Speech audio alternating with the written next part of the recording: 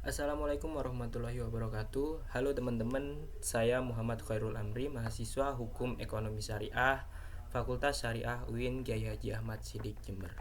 Dalam video kali ini kita akan membahas mengenai perbedaan antara gugatan biasa dan gugatan sederhana.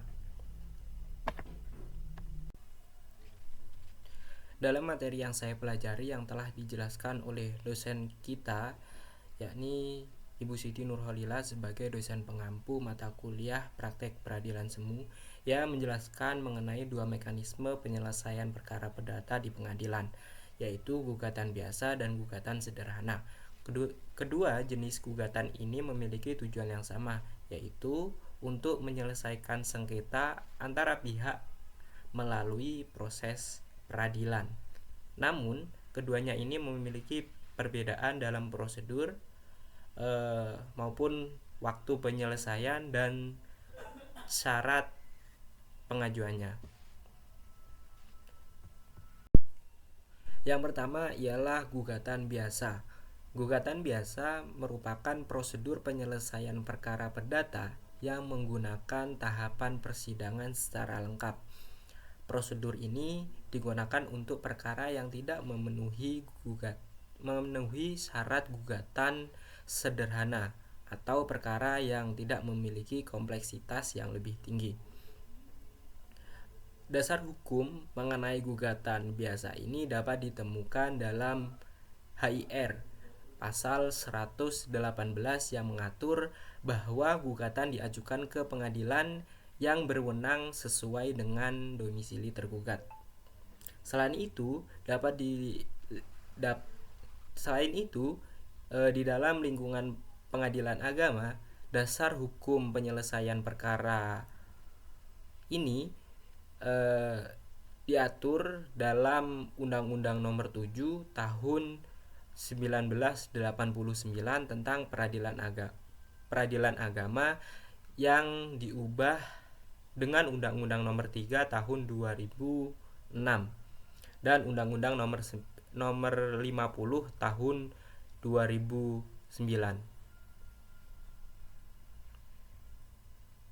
Di dalam prakteknya, gugatan biasa melalui beberapa tahapan persidangan yang cukup panjang.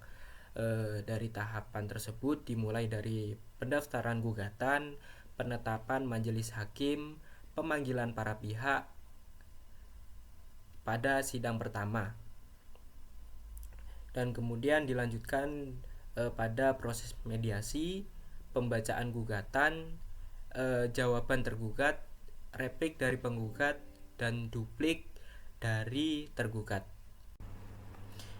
Perkara-perkara tersebut memerlukan proses pembuktian yang lebih kompleks sehingga tidak dapat diselesaikan melalui prosedur sederhana. Maka dari itu, ini yang menjadi alasan bahwasanya proses ini cukup lama karena harus memenuhi prosedur-prosedur yang sudah diatur. Dalam prakteknya, gugatan biasa melalui beberapa tahapan persidangan yang cukup panjang.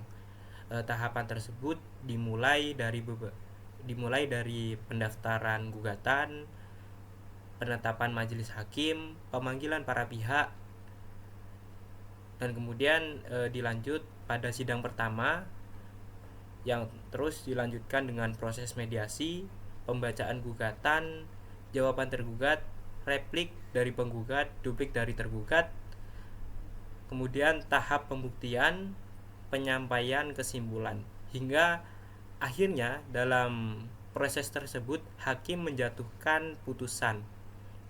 Di dalam proses ini dapat berlangsung cukup lama karena setiap tahapan harus dilalui secara berurutan dan memberi kesempatan bagi kedua pihak untuk menyampaikan argumen-argumen serta bukti-bukti mereka secara lengkap. Contoh perkara yang biasanya menggunakan gugatan biasa di pengadilan agama adalah sengketa waris, kemudian sengketa harta bersama, sengketa wakaf maupun sengketa ekonomi syariah yang melibatkan nilai yang cukup besar atau pihak yang lebih dari satu. Kemudian yang nomor 2 adalah gugatan sederhana. Gugatan sederhana merupakan mekanisme penyelesaian perkara yang dirancang untuk memenuhi proses peradilan yang lebih cepat dan sederhana, dan biayanya tentu lebih ringan daripada gugatan biasa yang memerlukan transportasi apabila ia mondar-mandir pergi ke pengadilan. Dasar hukum pengadilan dasar hukumnya gugatan sederhana ini terdapat pada Peraturan Mahkamah Agung nomor 2 tahun 2015 tentang tata cara penyelesaian gugatan sederhana yang kemudian diperbarui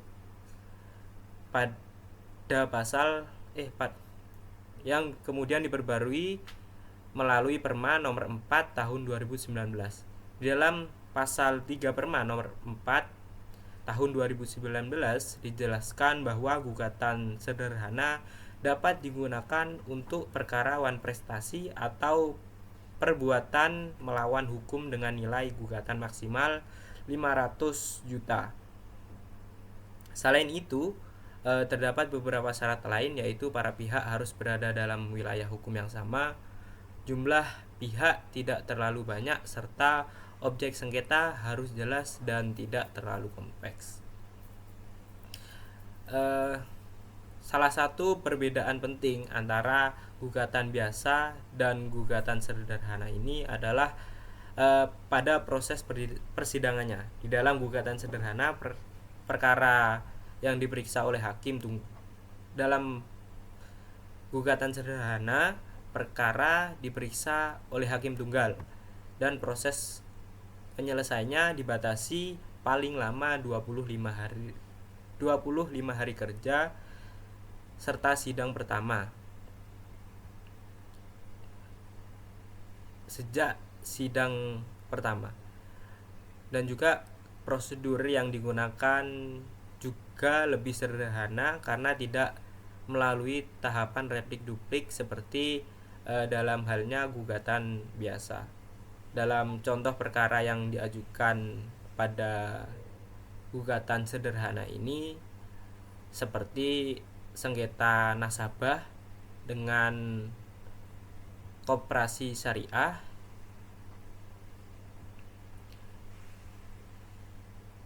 ataupun yang lainnya.